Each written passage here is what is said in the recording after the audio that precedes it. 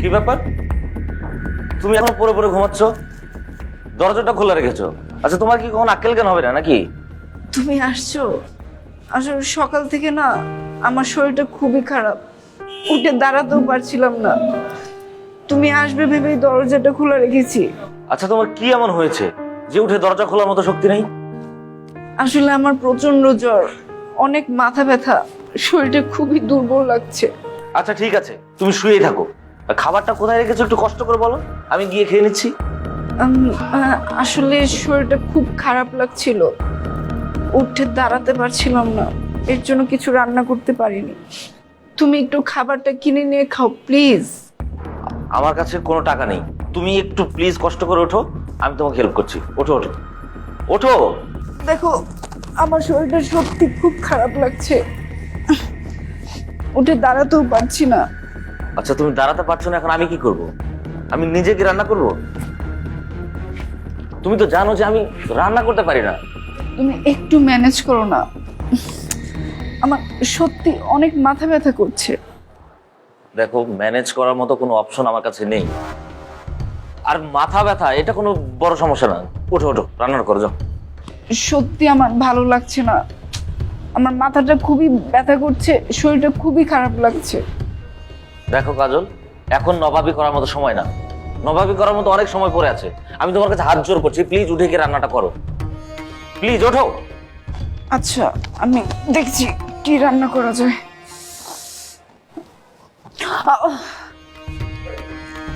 কাজল কাজল কাজল কাজল, কি হয়েছে? ওঠো। না, মাথাটা কেন যেন ঘুরানি দিল।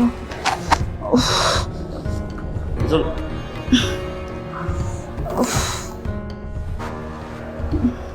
আচ্ছা ঠিক আছে, তোমাকে আর রান্না করতে হবে না, আমি একটা ব্যবস্থা করছি। তুমি শুয়ে পড়ো।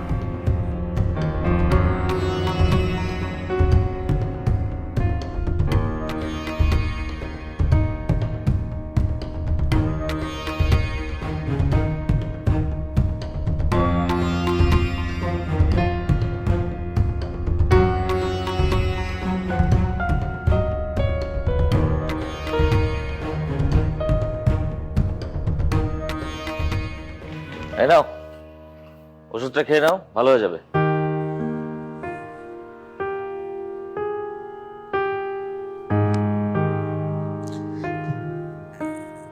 আচ্ছা, বলছিলাম যে ডাক্তারের পরামর্শ নিয়ে ওষুধ খেলে ভালো হতো না? হ্যাঁ, সে তো ভালো হতো। ডাক্তারের পরামর্শ নিতে যে ফিস লাগে সেটা কে দেবে? হোটেল থেকে রুটি তরকারি কেনার মতো টাকা নেই, যেটা দিয়েছি এগুলোই খাবে। আর একটু ভালো লাগলে কেউ রান্না করবে। কোথায় যাচ্ছ? জাহান্নামে যাচ্ছি, যেটা বলেছি সেটা করো। সবুজ, তোমার সাথে আমার কিছু কথা আছে। আচ্ছা, কি কথা বলো? আচ্ছা শোনো না, তুমি একটু ঠান্ডা হয়ে বসো, আমি বলছি। আমি তো বসে আছি, তুমি বলো না। আচ্ছা, আমি কি কোনো ভুল করেছি?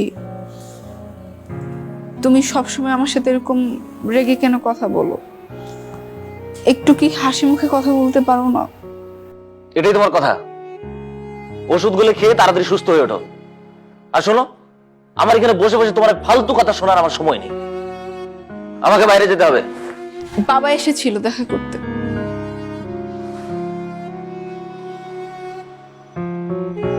বাবা? বাবা এখানকার ঠিকানা কি করে পেলো? আসলে আমি তোমাকে না জানিয়ে সিকিউরিটির ফোন দিয়ে বাবাকে ফোন করেছিলাম, হয়তো সেইখান থেকেই মানে। বাহ বাহ বাবা, 16 কলা পূর্ণ করেছো। বাবাকে ডেকে এনে দেখিয়েছো যে আমি তোমাকে ভালো রাখিনি, কিন্তু একটা বার বোঝার চেষ্টা করলে না যে আমি তোমাকে ভালো রাখার জন্য দিন রাত পরিশ্রম করে যাচ্ছি। একটা ভালো চাকরি খুঁজছি, গাধার মতো পরিশ্রম করছি, যাতে তুমি একটা চাকরিজীবীর বউয়ের পরিচয় বাঁচতে পারো। আচ্ছা সবুজ, আমি তো তোমার কাছে ভালো পরিচয় চাইনি, আমি তো শান্তি চেয়েছি। আরে, এবার তো তুমি আরো চমৎকার কথা বললে, তোমার শান্তি চাই। আচ্ছা, আমি তোমাকে কোথায় অশান্তিতে রেখেছি আমাকে বলবে? আমি বাইরে মুচি গুড়ি করি নাকি রিক্সা চালাই, যাই করি না কেন, আমি তোমাকে 3 বেলা খাবার তো দিচ্ছি নাকি, ভালো পোশাক দিচ্ছি, তারপরে তুমি বলবে তোমার শান্তি চাই? কি করলে তোমার শান্তি হবে আমাকে বলো তো? সবুজ, আমি জানি তুমি অনেক কষ্ট করছো, বাট তুমি প্লিজ আমার সাথে একটু হাসি মুখে কথা বলো প্লিজ। তোমার সাথে এর চেয়ে ভালোভাবে কথা বলা যায় না। তুমি দেখছো যে আমি রোজ রোজ কষ্ট করছি, তারপর তুমি নাকা নাকা ভাব করে যাচ্ছ। আচ্ছা তুমি কি বাস্তবতা বুঝবে না নাকি? শোনো সবুজ, তুমি কিন্তু একদিন এই ন্যাকা কথার প্রেমেই পড়েছিলে। তখন আমি ভুল করেছিলাম। হ্যাঁ, তখন আমি ভুল করেছিলাম। কি বললে তুমি? তুমি ভুল করেছিলে? দেখো সবুজ, আমি যা বলছি আমাদের দুজনের ভবিষ্যতের ভালোর কথা চিন্তা করেই বলছি। আরে রাখো তোমার ভালো। এখান থেকে তোমার বাবা যাওয়ার পরে তোমাকে নিয়ে যাবে আর আমাকে 14 শিখে ঢুকাবে। আমি এসব বুঝি না। এই সবুজ এত বোকা না, বুঝতে পারছো? দেখো, আমার বাবা চায় যে আমরা ভালো থাকি, সুখে থাকি। আর তাছাড়াও আমার বাবা আমাকে কথা দিয়েছে সে আমাদের কোনো ক্ষতি করবে না। দেখো, তোমার বাবার এই সমস্ত ডায়লগে তুমি ভুলতে পারো, কিন্তু আমি ভুলবো না। দেখো সবুজ, আমরা পালিয়ে বিয়ে করে যে ভুলটা করেছি, আমি বাবার কথা না শুনে দ্বিতীয়বার সেই ভুলটা করতে চাই না। দেখো কাজল, আমরা কোনো ভুল করছি না। আমি তোমাকে বারবার বলে দিচ্ছি তোমার মুখে এরপর যেন বাবার নাম না শুনি। আমি তোমাকে যেভাবে রাখছি ঠিক সেভাবেই থাকবে। তোমার মাথা ঠিক আছে? তুমি এসব কি বলছো? দেখো, আমি বাবার একমাত্র সন্তান, আর তাছাড়াও আমি ছাড়া তো বাবার কেউ নেই। দেখো, আমার তোমার দিকটাও দেখতে হবে, তার দিকটাও দেখতে হবে। ও আচ্ছা, তাই নাকি? আচ্ছা ঠিক আছে, তুমি একটা কাজ করো। তুমি যে কোনো একটা দিক ভাবো। আজকের পর থেকে হয় তোমার বাবা, না হয় আমি। এবার তুমি ঠিক করবে তুমি কি করবে। এই সবুজ, তোমার কি এই ধরনের কথা বলা ঠিক হচ্ছে? হ্যাঁ, আমি একদম ঠিক কাজ করছি। আমি যা বলছি একদম ভেবে চিন্তে বলছি। এখন তুমি কি করবে একদম তোমার ডিসিশন।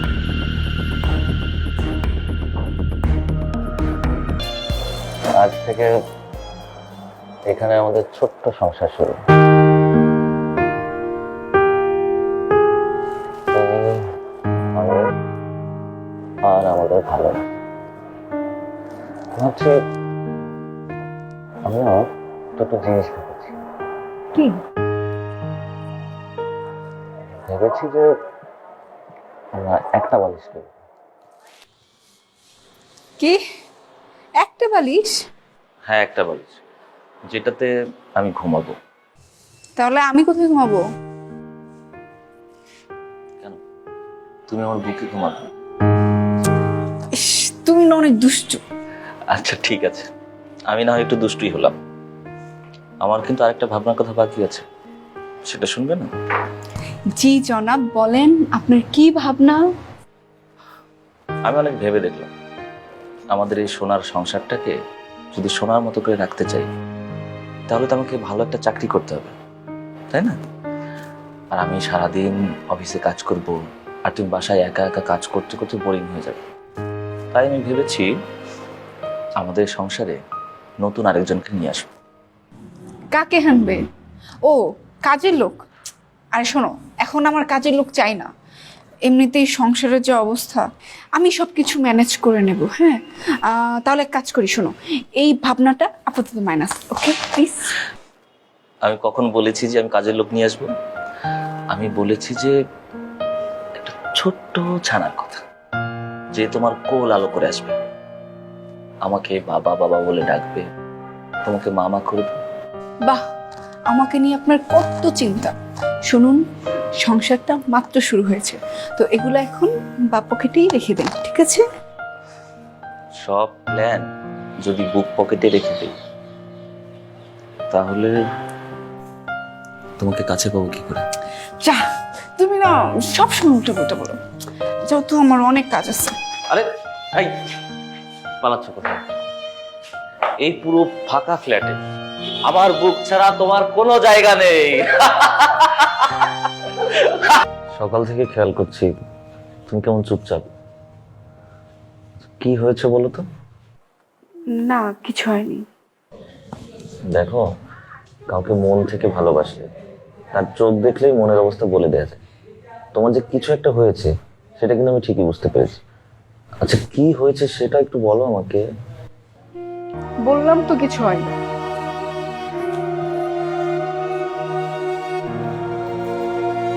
আমি তোমাকে কতবার বলেছি ওই বাড়ির কথা মনে করে একদম মন খারাপ করবে না। এখন দেখছি 1 মাস যেতে না যেতেই যে মানুষটা আমাকে 30 মিনিট না দেখে থাকতে পারতো না, জানি না সে কিভাবে আমাকে 30 দিন না দেখে আছে।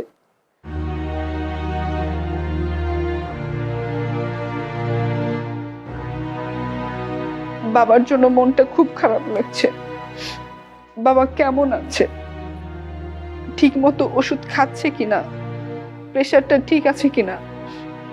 জানো, আগে যখন বাবার প্রেশার বাড়তো তখন কেউ বাবাকে ওষুধ দিলে বাবা বলতো আমার ওষুধ দরকার নেই, আমার ওষুধ তো আমার কাজল মা, ও আমার পাশে থাকলে সব ঠিক হয়ে যাবে। তখন আমাকে পাশে নিয়ে আমার হাতটা শক্ত করে ধরে রাখে। এসব কথা খুব মনে পড়ছে। সেই মানুষটা আমাকে গত 30 দিন ধরে না দেখে কিভাবে আছে। আচ্ছা তুমি একটু শান্ত হও না প্লিজ, তুমি আর কেঁদো না। আচ্ছা তুমি বোঝো না যে তোমার কষ্ট আমি সহ্য করতে পারি না? তোমার ফোনটা একটু দিবে? আচ্ছা দাঁড়াও, দিচ্ছি।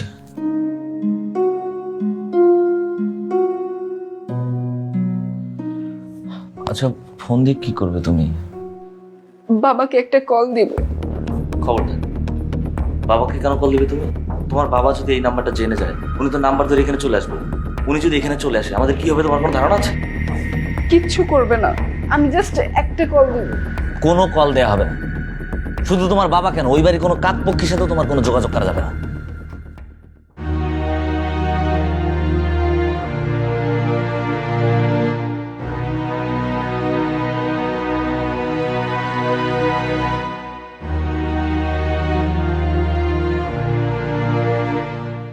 দাঁড়ান। জি চাচা, আসসালামু আলাইকুম। আজকে মাসের কত তারিখ? চাচা 14। আজকে যে মাসের 14 তারিখ সেটা আমিও জানি, কিন্তু বাসা ভাড়া যখন দেই তখন বারবার বুঝলাম না যে মাসের 10 তারিখের মধ্যে আমার বাসা ভাড়ার টাকা দরকার। কি বলছিলাম তো? তাহলে প্রথম মাসে 14 দিন পার করে দিস না, এখনো টাকার কোনো খবর নাই। চাচা আসলে নকলে কোনো অজুহাত তো আমি শুনবো না মা, কারণ এটা আমি শুরুতেই বলছি, কোনো অজুহাত চলবে না। কি বলছিলাম তো? শোনো, আজকে তোমার জামাই আসলে তারে বলবা কালকে সকালের মধ্যে আমার বাসা ভাড়ার টাকা চাই, ঠিক আছে? অজুহাত রেডি না রেখে টাকাটা রেডি রাখতে বলবা, ঠিক আছে? জি চাচা, আমি ওকে। আর শোনো, তোমাদের যেহেতু নতুন সংসার, কথাটা আমি আগে ভাগে বলে দিচ্ছি, বাসায় ইলেকট্রনিক্স জিনিস কম ব্যবহার করবা। বড় জোর একটা ফ্রিজ, একটা টিভি আর একটা বাতি। বাতিও ধরো যখন রান্নাঘরেরটা ব্যবহার করবা তখন বেডরুমেরটা বন্ধ রাখবা। আবার ওয়াশরুমে গেলে বুঝছো তো, দুইটাই। আর ওভেন, ওয়াশিং মেশিন এগুলি টোটালি বন্ধ। জি চাচা। আদব লেহাজ তো ভালোই আছে। দেখো, তোমাদের প্রতি আমার একটা পজিটিভ ধারণা আছে, এটা নষ্ট করো না। কালকে সকালবেলা আসবো, বাড়ি ভাড়া রেডি রাখবা। যাও। জি চাচা, আসসালামু আলাইকুম। ওয়ালাইকুম আসসালাম।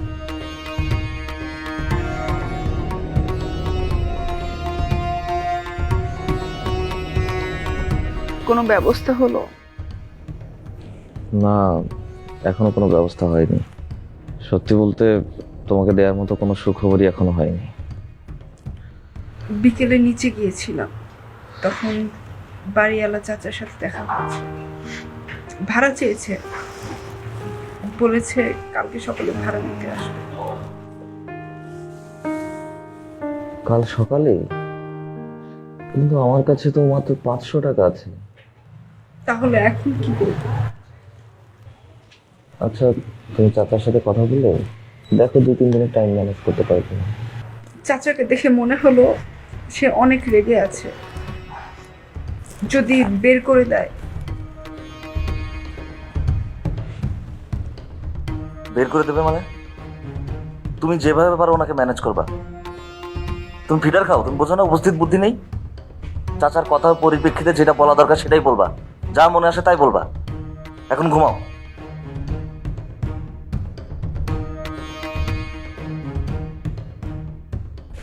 দেখো রাত অনেক হয়েছে, ন্যাকামি বাদ দিয়ে এখন ঘুমাও।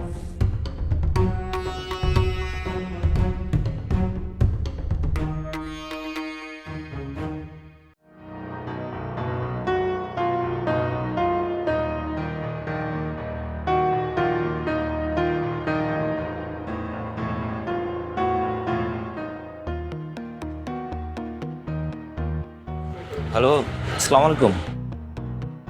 জি জি, আমি নিয়োগ বিজ্ঞপ্তি দেখে কল দিলাম। জি জি।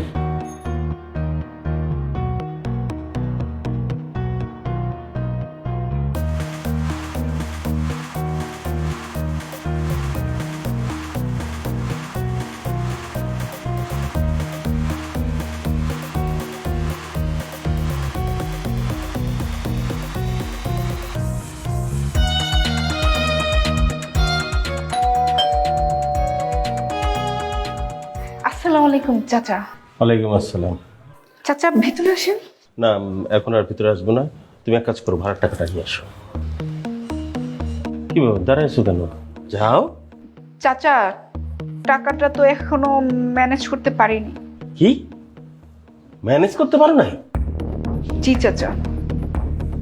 রাখো তোমার চাচা। প্রথম দিন তো তোমার জামাই আল্লাহদের সাথে কইছিল, চাচা 10 তারিখ না, মাসের 5 তারিখের মধ্যে আপনার ভাড়া দিয়ে দিব। আর এখন কইতেছো ম্যানেজ করতে পারে নাই। আরে ম্যানেজ যদি করতে না পারো তাহলে এরকম ফ্ল্যাট বাসা ভাড়া নেওয়ার দরকার কি ছিল? বস্তিতে যায়া 3 সেটের বাসা ভাড়া নিতা। চাচা ওর তো আসলে এখনো চাকরিটা। রাখো তোমার চাকরি। যত সব সুরবাট, বড় বড় কথা, কাজের বেলায় ঠনঠন, আবার আদব লেহাজ দেখো। জি চাচা, আচ্ছা চাচা। এই বাসা ভাড়ার টাকা দিয়ে আমার সংসার চলে। শোনো, সব সময় যদি এমন করার নিয়ম থাকে না, তাইলে তোমার বাসার ভিতরে যত লোটা কম্বল আছে সব নিয়ে আমার বাড়ি ছেড়ে চলে যাবে। আর যাওয়ার আগে অবশ্যই আমার বাসা ভাড়া দিয়ে যাবা। কি ব্যাপার, এমন খাম্বার মতো দাঁড়ায় আছো কেন? তোমার জামাইয়ের ফোন দাও, তার সাথে আমি কথা বলবো। চাচা আমার তো আসলে ফোন নেই। আগে ভাবছিলাম ফকির, এখন দেখি মিসকিন। বাসা ভাড়ার টাকা নাই, ফোন নাই, আছেটা কি? শোনো, আমার ফাইনাল কথা, কালকে বিকালের মধ্যে আমার টাকা দিবা। আর এই মাস শেষে আমার বাড়ি ছেড়ে চলে যাবে তোমরা। চাচা আমাদেরকে 2-1 দিন সময় দেন, আমরা ভাড়াটা ম্যানেজ করে দিয়ে দিব। শোনো, যার হয় না বিয়া কাটতি তার হয় না আশ্বিন কাটতি। তোমার যদি আমি 10 দিন সময় দিই তাও তুমি বাসা ভাড়ার টাকা দিতে পারবে না। যাও, কত কথার কাম নাই। কালকে বিকালে আসবো, ভাড়ার টাকা রেডি রাখবা। আর মাসের 30 তারিখে সব কিছু নিয়ে আমার বাসা থেকে চলে যাবা। কথাটা যেন মনে থাকে।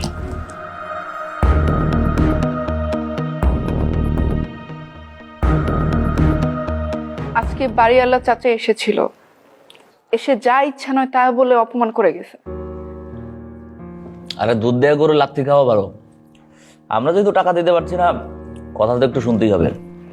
তাই বলে কি আমাদেরকে চোর বাটপার বলবে? ও চোর বাটপার বলছে, কি হয়েছে? আমরা কি চোর বাটপার হয়ে গেছি? কালকে সকালে আবারও ভাড়া নিতে আসবে আর বলেছে 30 তারিখের মধ্যে বাসা ছেড়ে দিতে। বাসা ছেড়ে দিবে মানে? তুমি কিছু বলো নাই? তুমি তার কাছে সময় চাও নাই? বলেছি, আমি সবভাবেই ম্যানেজ করার চেষ্টা করেছি, কিন্তু উনি কোনো কথাই শোনেনি। এই, তুমি কিভাবে সময় চাও যে রাজি হয় না? আমাদের সমস্যার কথাটা তো একটু খুলে বলতে পারতে। তোমার কি মনে হয় আমি তাকে বোঝানোর চেষ্টা করিনি, কিন্তু সে আমার কোনো কথাই শোনেনি? আচ্ছা যাই হোক, তুমি যেভাবেই হোক কালকে টাকাটা ম্যানেজ করো। টাকার ব্যবস্থা করো মানে? তোমার কি মনে হয় আমি চেষ্টা করছি না? আমি দিনরাত পরিশ্রম করে যাচ্ছি, কোথায় তুমি আমার পাশে থাকবে তা না, ঘ্যান ঘ্যান ঘ্যান ঘ্যান করেই যাচ্ছ। এই, তুমি কি চাও? আমি এখন চুরি ডাকাতি করে বাড়ি এলাকায় 10,000 টাকা দিই? আরে আমি তো তোমাকে চুরি ডাকাতি করতে বলছি না, কিন্তু মানে তুমি একটা তাই বলে ব্যবস্থা করবে না? কিছু একটা ব্যবস্থা করো। ভাইরে, আমি তোমার কাছে হাত জোর করে মাপ চাচ্ছি, আমাকে এখন একটু খেতে দাও। খেতে তো তোমাকে বারণ করিনি, কিন্তু কিছু তো একটা ব্যবস্থা করতে হবে। কালকে তো বাড়ি এলে আবার আসবে, তখন কি বলবো? তখন আবার কি? দরজা লাগিয়ে চুপ করে বসে থাকবা? ডাকলেও খুলবা না, এছাড়া তোর কোনো উপায় নেই। আসার পর থেকে ঘ্যান ঘ্যান ঘ্যান ঘ্যান ঘ্যান ঘ্যান করেই যাচ্ছ। আমাকে একটু খেতে দেবে?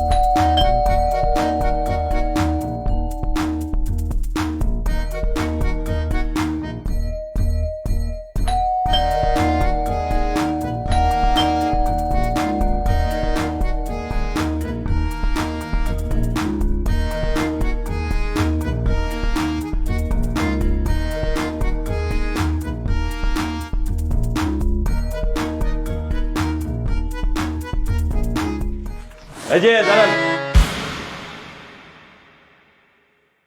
জি চাচা, আসসালামু আলাইকুম। আমাকে কিছু বলছে? জি, আপনাকেই বলছি। জি চাচা। কাজটা কি আপনি ঠিক করলেন? কি কাজ চাচা? কি কাজ মানে? 50 বার কলিং বেল টিপেছি, বেশ কয়েকবার নক করেছি দরজায় সরাসরি, তারপর আপনি দরজা খুললেন না। কাজটা ঠিক করলেন? ও আচ্ছা, আপনি কলিং বেল দিয়েছিলেন? জি, আমি সেই অধম। চাচা, আমি তো আসলে ওয়াশরুমে ছিলাম, মানে কলিং বেলের শব্দ শুনেই আমি বের হয়ে এসে দেখি যে কেউ নাই। বাহ, গল্প চমৎকার গল্প, কিন্তু মা কথাই তো এবার চিরে ঘেসবে না। এবার কথা বাদ দিয়ে আমার বাসা ভাড়ার টাকাটা দিবেন কখন সেটা বলেন।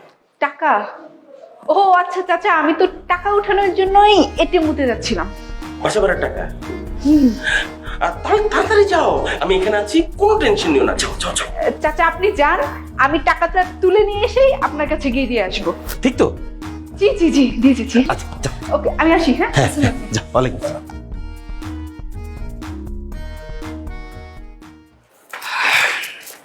আসসালামু আলাইকুম। ওয়ালাইকুম আসসালাম। চাচা কেমন আছেন? চাচা আমি আসলে খুবই দুঃখিত। আহা বাবা, আমাকে এসব বলতে হবে না, আমি সব বুঝি তো। আরে নতুন সংসারে একটু ঝামেলা লেগেই থাকে, বুঝছো? আর এই ঝামেলা ম্যানেজ করতে গেলে আরো কষ্ট করতে হয়। তবে বাবা, তোমাকে কিন্তু আমার ধন্যবাদ দিতেই হয়। কেন চাচা? আরে আজকে তুমি ভাড়াটা দিয়েছো, তুমি তো জানো না আমার কত বড় উপকার করেছো। তোমার চাচিকে নিয়ে আমার কালকে চিড়িয়াখানায় যেতে হবে। চিড়িয়াখানায় কেন? আরে হ্যাঁ, গত 1 সপ্তাহ ধরে তোমার চাচি আমার কান ঝালাপালা করে দিচ্ছে যে চিড়িয়াখানে যাবে, নতুন বানর আসছে নাকি কিছু, ওই বানরের কুচুর কুচুর কুচুর নাচ দেখবে সে। আর এই কারণে তুমি প্রতিদিন আমি তোমার ওয়াইফকে যে খুবই বিরক্ত করেছি এই টাকা বাড়ি ভাড়ার জন্য। ওকে একটু কটু কথাও বলেছি, বুঝছো? চাচা আমার ওয়াইফ কি ভাড়া দিয়ে গেছে? হ্যাঁ, তোমার বউ নিজে এসে আজকে দুপুরবেলা আমাকে ভাড়া দিয়ে গেছে। শুধু তাই না, আগামী মাসের 5,000 টাকা অ্যাডভান্স দিয়ে গেছে। তোমার বউ খুব ভালো মেয়ে, ওকে কিন্তু আমার কথা বলো, আমার উপর যেন রাগ না করে। হ্যাঁ জি চাচা, আমি বুঝিয়ে বলবো। ওয়ালাইকুম আসসালাম। শোনো শোনো শোনো শোনো, তোমার যদি বাসায় অন্য কোনো সমস্যা টমস্যা হয় আমাকে কিন্তু জানাবা, ঠিক আছে? ওকে।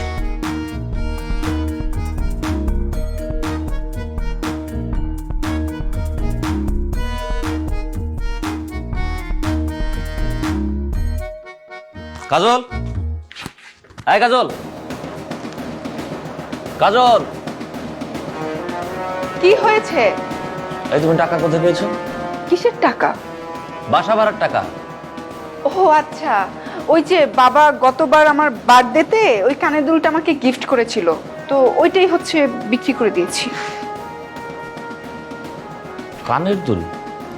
তোমার বাবা তোমাকে কানের দুল দিয়েছে? কই, আমাকে তো কখনো বলোনি। সত্যি করে বলো তো, কে তোমাকে কানের দুল দিয়েছে? মানে কি, তুমি কি আমাকে সন্দেহ করছো? আচ্ছা, তুমি যদি আমাকে সন্দেহ করো, আমি তোমাকে একটা কথা বলি।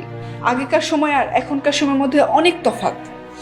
এখন আমি তোমার স্ত্রী, আমি এমন কিছু করব না যেটাতে তুমি ছোট হও। আচ্ছা ঠিক আছে, মানলাম যে তুমি কানের দুল বিক্রি করেছো, কিন্তু তুমি কানের দুলটা পেলে কোথায়? আমি তো কখনো তোমার কানে কানের দুল দেখিনি। তুমি কি আর আমার দিকে দেখো যে কানের দুল দেখবে?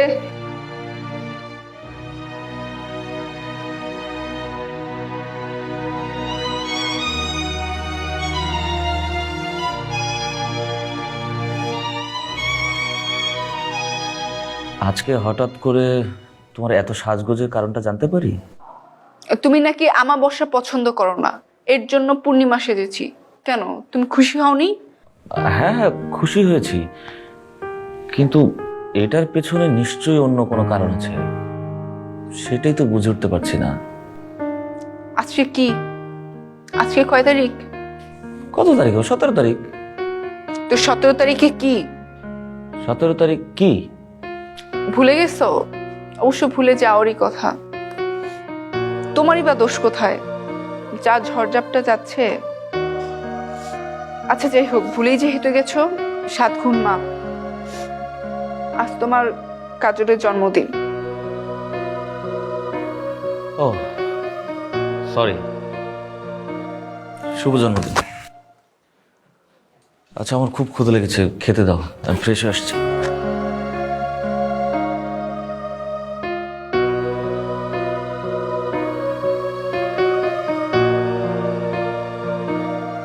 আরে কে আপনি? বাবা, বাবা তুমি এখানে? বাবা তুমি কেমন আছো? কখন আসছো বাবা? তুমি আসছো কখন বাবা? কখন আসছো? কেমন আছিস মা? বাবা তুমি কেমন আছো? তোমার প্রেশারটা ঠিক আছে? সুগারটা চেক করিয়েছিলে? বসো মা, বসো তো। তুই এত শুকিয়ে গেছিস কেন মা? তোর এখানে খুব কষ্ট হচ্ছে তাই না রে? সেদিন আননোন নাম্বার থেকে একটা কল গিয়েছিল, কিন্তু কোনো কথা বলেনি। আমার কেন জানি মনে হচ্ছিল এই কলটা আমার কাজল ছাড়া অন্য কারো নয়। ওই নাম্বারে কিন্তু আমি কল ব্যাক করেছিলাম। পরে জানলাম এই কলটা তুই করেছিলি। তোমার বাবার কথা কি একবারও মনে পড়ে না? মনে পড়লো না যে তোমার বাবার সামনে গিয়ে দাঁড়াই? মনে পড়েছে বাবা, আমি ওকে বলেছিলাম চলো আমরা বাবার কাছে যাই, বাবা মুখ ফিরিয়ে নিবে না। কিন্তু জানো ও না তোমাকে খুব ভয় পায়। ও মনে করে কি জানো, যে আমরা যদি তোমার কাছে যাই তুমি আমাদেরকে আলাদা করে দিবে, এই ভেবে আর আমাকে তোমার কাছে নিয়ে যায়নি। ভুল আমরা অনেকেই করি, কিন্তু ভুলটাকে টেনে নিয়ে বড় করতে নাই, ওটাকে ছোট অবস্থায় শেষ করে দিতে হয়। সবুজ বাসায় আসলে ওর সাথে কথা বলো, আমি তোদের এখান থেকে নিয়ে যেতে চাই। দেখেছো তখন থেকে শুধু কথাই বলছি। বাবা তুমি একটু বসো, আমি তোমার জন্য শরবত বানিয়ে নিয়ে আসি। হ্যাঁ তুমি অস্থির বসো। হো না তো। না বাবা তুমি বসো, আমি নিয়ে আসি শরবত। হ্যাঁ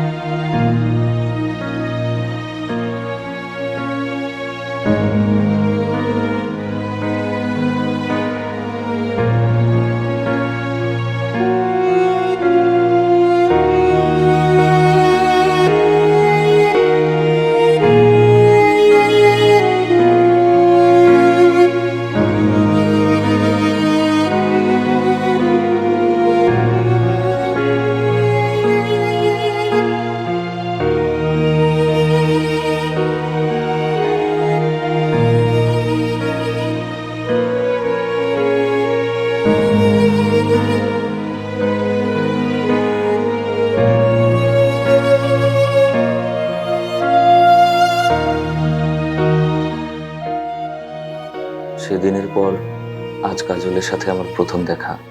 ও ভালো আছে, ও ভালো আছে দেখে আমার ভালো লাগছে, কিন্তু অন্যের সাথে ভালো আছে এটা হয়তো আমি মেনে নিতে পারছি না।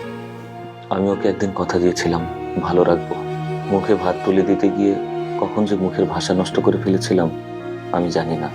সেদিন কাজলের চলে আসার পেছনে হয়তো আমি দায়ী ছিলাম, হয়তো আমি কাজলকে আনতে যেতে পারতাম, কিন্তু কোথাও একটা প্রচন্ড ক্ষোভ কাজ করছিল। ভালোবাসার চেয়ে আমার ঈর্ষাটাকে আমি বড় করে ফেলেছিলাম।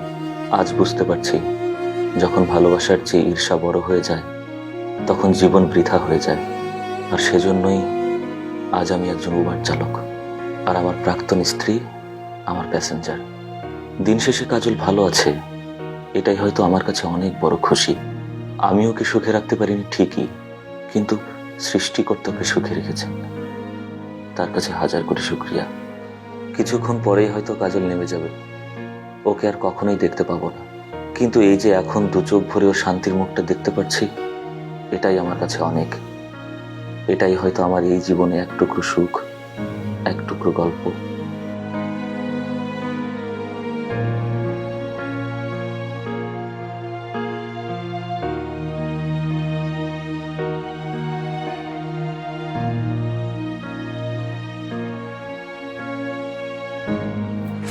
আসসালামু আলাইকুম স্যার। স্যার আপনার নামে একটা চিঠি আসছে। আমার নামে চিঠি কে দিয়েছে? ম্যাডাম দিয়ে গেছে স্যার। ঠিক আছে।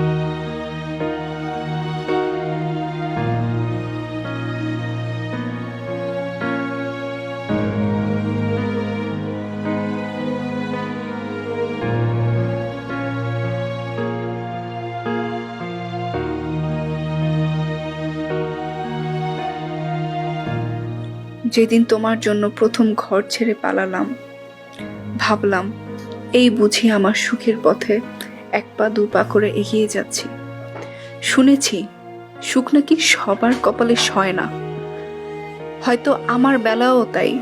তোমার সাথে বিয়ের পরে কখনো এক মুহূর্তের জন্য সুখী হতে পেরেছি কিনা আমি তা জানি না, অথচ আমি প্রতিনিয়ত চেষ্টা করে গেছি সুখের দেখা যেন পাই। ভেবেছিলাম আমাদের ঘরে অভাব থাকলেও ভালোবাসার হয়তো কোনো অভাব থাকবে না, কিন্তু খেয়াল করলাম আমরা 3 বেলা 3 মুঠো খেলেও 3 বেলা হাসি মুখে কথা বলতে পারি না। সুখের আশায় যে ঘর বেঁধেছিলাম সে ঘর যন্ত্রণার হয়ে গেল। ও বাড়ি থেকে চলে আসার পর প্রতি মিনিট অপেক্ষা করেছি, ভেবেছি এই বুঝি তুমি আমাকে একটা ফোন করবে কিংবা নিতে আসবে। 105 দিন তুমি আসোনি। বুঝতে পারলাম তুমি হয়তো বা আমার যন্ত্রণার চেয়েও তোমার রাগকে বেশি প্রশ্রয় দিয়েছে, অনেক বেশি। ভাবছো সব দোষ তোমাকে দিচ্ছি? না, দিচ্ছি না। হয়তো আমারও দোষ ছিল, আমি আরো একটু যুদ্ধ করতে পারতাম, কিন্তু বিশ্বাস করো আমি প্রচন্ড ক্লান্ত হয়ে গেছিলাম, তাই চলে এসেছিলাম। ভেবেছিলাম তুমি নিজের ভুল বুঝতে পারবে, আমাকে বুকে জড়িয়ে ধরবে। স্বপ্ন ছিল ওইটা, আর সব স্বপ্ন কখনো বাস্তবে রূপ নেয় না।